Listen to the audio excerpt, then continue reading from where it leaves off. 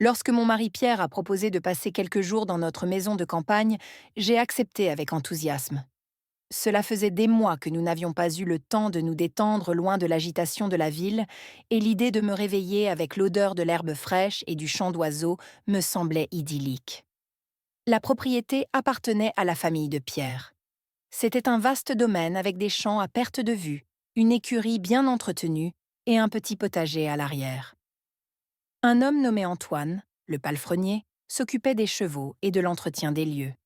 Je ne l'avais jamais rencontré, mais Pierre me l'a décrit comme un homme fiable et expérimenté. Lorsque nous sommes arrivés, Antoine nous a accueillis avec un sourire chaleureux. C'était un grand homme d'une quarantaine d'années, aux mains rugueuses et musclées. Moins intense dans le travail physique, ses yeux d'un bleu profond semblaient tout observer attentivement, mais sans jamais paraître intrusifs. Pierre se plongea rapidement dans ses projets pour le week-end, me laissant seule pour explorer la propriété. J'ai marché dans les champs, en respirant profondément. Peu à peu, je sens la tension de la ville se dissiper, emportant avec elle cette monotonie qui me pesait depuis des mois. Le lendemain matin, je me suis levée tôt, bien avant que Pierre n'ouvre les yeux, et j'ai enfilé une simple chemise et un jean. Je décidai d'aller explorer l'écurie. Les chevaux m'avaient toujours fascinée. Leur force majestueuse et leur élégance m'impressionnèrent dès mon entrée. L'odeur du foin frais et le bruit des sabots enveloppèrent Antoine, qui était déjà là en train de brosser un magnifique cheval à la robe noire et brillante. Entendant mes pas, il se retourna et me sourit d'un sourire franc qui illuminait son visage. « Bonjour, madame », dit-il, d'une voix grave et chaleureuse. « Les chevaux semblent vous intriguer. » Je m'approchai timidement, lui rendant son sourire. « Ils le sont, ils le sont, » dis-je.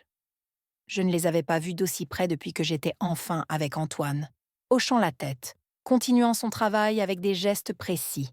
« Et bien sûr, celui-ci s'appelle Tonnerre, » dit-il en désignant le cheval noir. « C'est l'un des plus dociles, mais aussi l'un des plus rapides. Je ne sais pas pourquoi, mais sa simplicité et sa passion pour son métier me plaisent. » Nous sommes intrigués. Je me suis retrouvée à poser une foule de questions. Comment entraîne-t-on un cheval? Que mange-t-il? Comment créer un lien avec lui? Antoine répondait patiemment, me regardant de temps en temps dans les yeux, comme s'il essayait de deviner mes pensées. En retournant à la maison pour préparer le petit déjeuner, je ne peux m'empêcher de penser à Antoine et à la sérénité qu'il semble dégager. Il y a en lui une authenticité rare, presque désarmante. La troisième journée au domaine commence sous un ciel clair, avec une légère brise qui porte l'odeur du foin. Stone était déjà plongé dans ses appels professionnels, me laissant libre de disposer de mon temps sans hésitation. Je décidai de retourner à l'écurie. Lorsque j'arrivai, Antoine était occupé avec un autre cheval, un splendide étalon blanc nommé Snow. Il me salua d'un geste de la tête, surpris de me voir si tôt. « Bonjour, madame, vous êtes de nouveau parmi les chevaux, » me dit-il avec un léger sourire.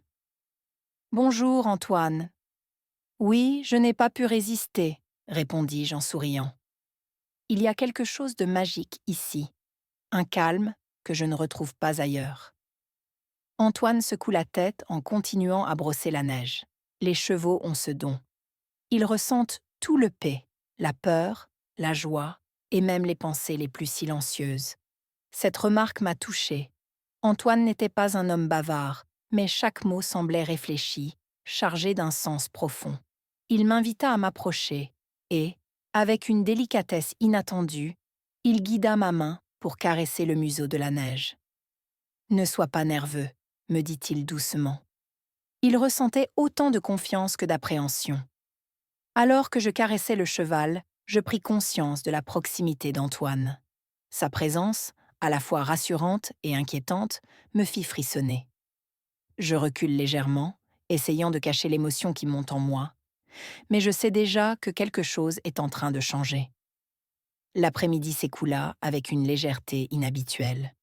Je me surpris à penser plusieurs fois à Antoine. Chaque conversation avec lui semblait me révéler un peu plus de ce qu'il était, et ce que je découvrais me captivait. Après le déjeuner, Pierre décide d'aller faire quelques courses au village. Tu viens avec moi me dit-il distraitement, les yeux rivés sur mon téléphone. J'ai refusé, prétextant vouloir profiter de la tranquillité du domaine. En réalité, j'avais hâte de retourner à l'écurie. Cette fois-ci, l'écurie était vide lorsque j'arrivais. Le bruit de mes pas sur le sol en bois résonnait doucement. Je m'approchais de Thunder, le cheval noir, et commençais à lui caresser le museau. Il semblait apprécier mes gestes. Sa respiration lente et apaisante me calma à mon tour. « Tu aimes vraiment cet endroit, n'est-ce pas ?» dit une voix derrière moi, me faisant légèrement sursauter. En me retournant, je vis Antoine, une corde à la main et un sourire malicieux aux lèvres. Il avait l'air de revenir de son travail à l'extérieur. « Je ne voulais pas te faire peur », ajouta-t-il en s'approchant lentement. « Vous ne m'avez pas fait peur, » répondis-je avec un sourire. « Et oui, j'aime cet endroit. Tout est si authentique, si différent de ma vie habituelle. » Antoine acquiesça en plaçant la corde sur un crochet. La ville a ses avantages, mais il lui manque cette simplicité.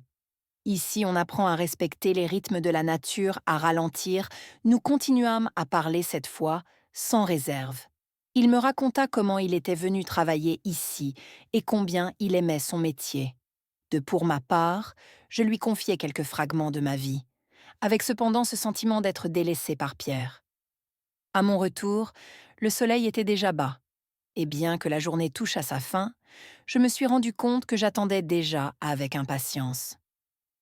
Le lendemain matin, je décidai de me promener dans les champs avant d'aller à l'étable. Le soleil était à peine levé, et l'air frais portait l'odeur vivifiante de la campagne. Pierre, plongé dans son travail, n'avait pas remarqué mon départ. Lorsque j'arrivai, Antoine était en train de déplacer des bottes de foin. Ses bras musclés se crispaient sous le poids et son visage était légèrement perlé de sueur. Lorsqu'il m'a vu, il m'a souri avec cette chaleur tranquille qui lui était propre. « Veux-tu m'aider » me demanda-t-il d'un ton léger, presque taquin. « Je te promets de ne pas trop te fatiguer » répondis-je avec un sourire, un peu surprise par ma propre audace. Antoine me montra comment manipuler les bottes de foin sans me blesser. À chaque fois qu'il corrigeait mes gestes, ses mains frôlaient les miennes, et je sentis un frisson me parcourir. Ces contacts anodins étaient pourtant électrisants.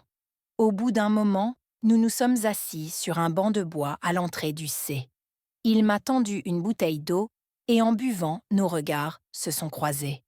Cet instant a semblé durer une éternité, suspendu hors du temps. Tu n'es pas habitué à ce genre de vie. N'est-ce pas ? Il m'a finalement demandé pas vraiment, j'ai admis avec un petit rire, mais je dois dire que cela a son charme. Tout le monde ne le comprend pas. Il m'a répondu en regardant les champs à l'horizon. Mais tu sembles l'apprécier comme si tu étais fait pour être ici. Ces mots m'ont troublé, parlait-il de la campagne, ou de quelque chose de plus profond, quoi qu'il en soit. Je ne sais pas si c'est la même chose. Je savais que cette connexion naissante était à la fois irrésistible et dangereuse. Les jours suivants, ma routine matinale était presque devenue un prétexte, une marche rapide à travers les champs pour se rendre à l'écurie. Chaque rencontre avec Antoine semblait approfondir une complicité qu'aucun de nous ne voulait nommer, mais qui devenait impossible à ignorer ce matin-là. Je l'observais alors qu'il s'occupait de la neige, le splendide cheval blanc. Antoine semblait concentré sur sa tâche, mais j'ai remarqué que nos regards se croisaient de plus en plus souvent. Il n'y avait pas besoin de mots. Ses yeux parlaient un langage que je comprenais sans effort, et les miens y répondaient malgré moi. Thunder, le cheval noir, poussa un hennissement soudain comme pour rompre la tension silencieuse, mais cela ne fit que souligner l'évidence. Il se passait quelque chose entre nous que ni l'un ni l'autre ne semblait capable de contrôler. Un après-midi, Stoneham a annoncé qu'il passerait toute la journée au village pour régler des affaires imprévues. Mon cœur s'emballa à l'idée que j'allais disposer d'une totale liberté de temps dont je savais déjà où l'employer lorsque j'arrivais à l'écurie. L'atmosphère semblait différente, presque chargée. Antoine est en train de nourrir les chevaux. Il a levé la tête en me voyant arriver, et j'ai cru déceler une lueur dans son regard qui m'intimidait autant qu'elle m'attirait. Pierre est au village. Ce n'est pas moi demanda-t-il comme s'il connaissait déjà la réponse. Oui, répondis-je calmement, bien que mon cœur batte plus vite. Il avait des choses à faire. Alors aujourd'hui, nous pouvons travailler avec Tonnerre, proposa-t-il habilement. Son ton était détendu, mais je sentais une tension sous-jacente dans ses paroles. Et bien sûr, je ne pouvais pas refuser. Cet après-midi-là, Antoine me guida pas à pas pour diriger Tonnerre. Il me montra les gestes précis à adopter, et ses mains vinrent plusieurs fois corriger les miennes. À chaque contact, une chaleur électrique montait en moi. Au bout d'un moment, il me laissa seul avec le cheval, observant de loin, mais même à cette distance, sa présence me semblait brûlante. Nos regards se croisaient de temps en temps, et à chaque fois, une onde silencieuse passait entre nous. Lorsque l'entraînement fut terminé, Antoine m'accompagna sur un chemin bordant les champs. Le soleil couchant éclairait l'horizon d'une lumière dorée. Il rompit le silence d'une voix douce et sincère. « Tu es différente de toutes les personnes que j'ai rencontrées. » Je ne savais pas quoi répondre, mais mes yeux ont croisé les siens, et ce regard semblait tout dire. Ce moment restera gravé en moi comme un point de bascule. Ce soir-là, alors que Pierre racontait sa journée à table, je répondais distraitement, prisonnière de mes pensées, le souvenir de la proximité avec Antoine, ses mots, son regard. Tout cela tournait en boucle dans mon esprit. Pierre, absorbé par son histoire, ne semblait pas remarquer mon absence mentale. Plus tard, couché à ses côtés, je n'arrivais pas à fermer les yeux. Chaque pensée revenait à Antoine, et le désir que j'éprouvais pour lui grandissait au point qu'il devenait possible de l'ignorer. Le lendemain matin, je me suis rendue à l'écurie plus tôt que jamais. Antoine était déjà là, me regardant arriver avec un mélange d'attente et de sérénité. Ce jour-là, je savais que quelque chose d'irréversible allait se produire. L'air frais du matin emplit l'écurie lorsque j'y pénètre. Antoine était là, adossé à une barrière en bois, les bras croisés, ses yeux bleus fixés sur moi, avec une intensité qui me fit perdre pied un instant. « Bonjour », dit-il avec un sourire, mais son ton trahissait une tension sous-jacente. « Bonjour », répondis-je, la voix légèrement tremblante. Mon cœur battait la chamade et je savais qu'il le devinait. Antoine s'approcha lentement. Ses pas résonnaient doucement sur le parquet de l'écurie, et chaque mouvement semblait amplifié dans l'atmosphère suspendue. Les chevaux ressentaient tout. « Tu sais, dit-il doucement, la peur, la colère, même les choses que nous essayons de cacher, ces mots ont été comme un électrochoc. Il n'y avait plus de doute sur ce qu'il insinuait dans notre jeu de regards, de gestes. Il était arrivé à un point où on ne pouvait plus l'ignorer. Et j'ai commencé, mais ma voix s'est éteinte. Il n'y avait rien à dire. L'attirance entre nous était devenue incontrôlable. Il a doucement levé la main et a touché mon visage. Un geste si délicat qu'il m'a fait frissonner. Je fermai les yeux, me laissant envahir par ce moment. Lorsqu'il s'est penché pour m'embrasser, je n'ai pas pu résister. Ce fut un long et intense baiser qui sembla arrêter le temps autour de nous. Le léger bruit des chevaux se mêlait à notre respiration haletante. Thunder poussa un léger hennissement, comme pour ramener un semblant de réalité dans ce moment irréel. Mais rien ne pouvait briser ce qui se passait. Nous étions enveloppés dans une bulle hors du temps, hors des contraintes, hors des responsabilités. Lorsque nos lèvres se sont séparées, nos regards se sont croisés à nouveau. Et j'ai vu dans ses yeux un mélange de désir et de gravité. Nous savions que nous venions de franchir une ligne invisible et qu'il n'y aurait pas de retour possible après ce moment volé. L'atmosphère était à la fois lourde et étrangement légère. Antoine me regardait toujours avec cette intensité, mais son visage exprimait aussi une certaine retenue. « Je ne veux pas te mettre dans une situation difficile. » Il dit doucement, ses mains glissant lentement sur les miennes. Mais qu'est-ce qui s'est passé? Je ne peux pas le dire. Le regret. Ces mots ont résonné profondément en moi. Je ne pouvais pas nier la vérité. Ce baiser avait réveillé quelque chose que je n'avais pas ressenti depuis des années. Une passion, un feu, un désir qui semblait presque oublié. Mais en même temps, une vague de culpabilité, commençait à m'envahir. Antoine. C'était intense. J'ai murmuré, je cherche mes mots, mais je ne sais pas où cela va me mener. Tu n'as pas besoin de savoir maintenant. Il m'a répondu avec une confiance tranquille. Ce moment a été réel. C'est tout ce qui compte. Je l'ai regardé une dernière fois avant de partir. J'ai lentement éloigné mon esprit du désir et de la raison. Mais je savais que cette histoire ne pouvait pas s'arrêter là quand je suis rentrée à la maison. Pierre était déjà là, plongé dans des papiers dans le salon. Je l'ai vu, mon estomac s'est noué, la routine reprenait son cours, mais tout semblait différent. Comment s'est passée ta journée ? M'a-t-il demandé distraitement, sans lever les yeux de ses documents. J'ai répondu simplement, en essayant de paraître naturel. J'ai passé du temps à l'écurie. Il secouait la tête absorbé par son travail. La Pierre n'avait rien remarqué, rien soupçonné. Pourtant, je sentais que tout avait changé le soir. À table, il parlait longuement de ses projets professionnels. J'étais d'accord, je répondais quand il le fallait, mais mon esprit était ailleurs la nuit tombée. Je me retrouvais allongée à côté de lui, incapable de dormir. Je fixais le plafond revivant, chaque moment passé, avec Antoine.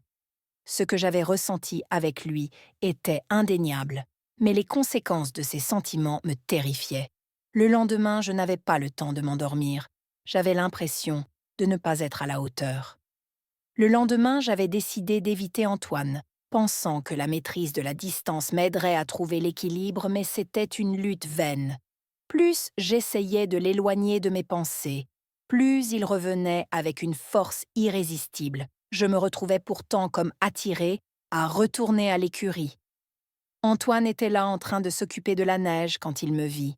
Il posa ses outils et s'approcha lentement, son expression indéchiffrable. « Tu essayes de m'éviter, n'est-ce pas ?» Il demanda, un sourire un peu triste sur ses lèvres.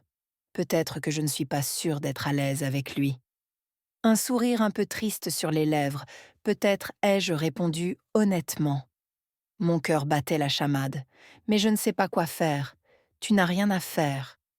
Il m'a dit doucement, sa voix pleine de sincérité. Parfois, il faut laisser les choses être ce qu'elles sont. Ces mots, bien qu'apaisants, m'ont laissé un poids encore plus lourd. Nous savions tous les deux qu'il était impossible de continuer ainsi sans en payer le prix. Les jours suivants ont été un mélange de moments de complicité volée et de tourments silencieux, chaque regard échangé, chaque sourire partagé, avec Antoine, alimentait à la fois le feu de notre relation et le poids de ma culpabilité. Pierre, toujours pris par ses affaires, semblait ne rien voir de sa présence, me rappelant sans cesse la limite que j'avais franchie et les conséquences que cela pourrait avoir si tout s'envenimait. Je jonglais entre deux mondes, incapable de m'arracher complètement à l'un ou à l'autre. Un soir, en revenant de l'écurie, j'ai pris une décision. Il fallait que je parle à Antoine pour clarifier ce que je ressentais et ce que cela signifiait pour nous deux. Mais en même temps, je savais que cette conversation ne ferait qu'empirer les choses.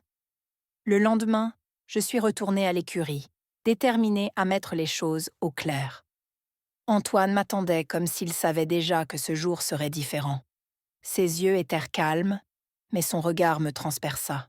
« Je ne peux pas continuer comme ça », dis-je en m'approchant, la voix tremblante. « Je sais », répondit-il lentement, « mais parfois ce que l'on ressent dépasse tout ce que l'on peut contrôler. » Je l'ai regardé longtemps, les émotions se bousculant en moi, et malgré toutes les raisons de m'éloigner, malgré la peur, le doute, la culpabilité, je savais qu'avec Antoine j'avais trouvé quelque chose que je ne pouvais pas ignorer. Cette histoire n'était peut-être pas parfaite, mais c'était la nôtre, et je n'étais pas prête à l'abandonner. L'histoire est terminée, mais si vous souhaitez écouter d'autres histoires de secrets et de mensonges, cliquez sur l'une des vidéos que vous voyez à l'écran. Et n'oubliez pas de vous abonner à la chaîne pour de nouvelles histoires chaque jour.